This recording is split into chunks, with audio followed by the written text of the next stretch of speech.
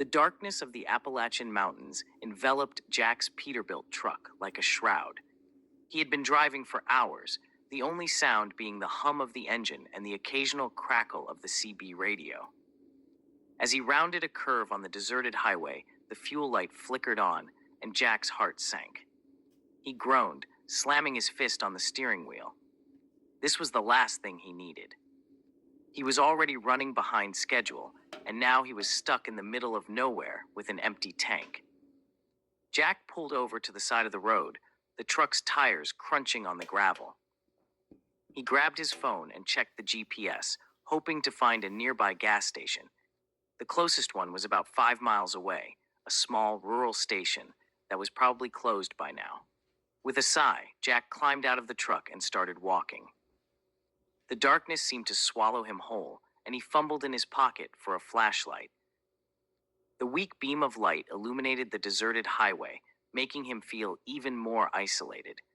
As he walked, Jack began to whistle a tune, a habit he had developed over years of driving. The sound seemed to echo through the mountains, and Jack felt a shiver run down his spine. Suddenly, he remembered the old Appalachian superstition about whistling indoors. He chuckled to himself, thinking it was just an old wives' tale. But as he continued walking, Jack started to feel a creeping sense of unease. The darkness seemed to press in around him, and he could have sworn he heard footsteps echoing through the mountains. He spun around, shining his flashlight into the darkness, but there was nothing. Jack quickened his pace, his heart pounding in his chest. He couldn't shake the feeling that he was being watched, that unblinking eyes were trained on him from the darkness. As he rounded a curve in the road, Jack saw a faint light in the distance. His heart leapt with relief as he realized it was the gas station. He quickened his pace, his legs aching with fatigue.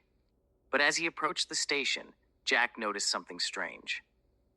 The lights were on, but the pumps were old and rusty, looking like they had not been used in years.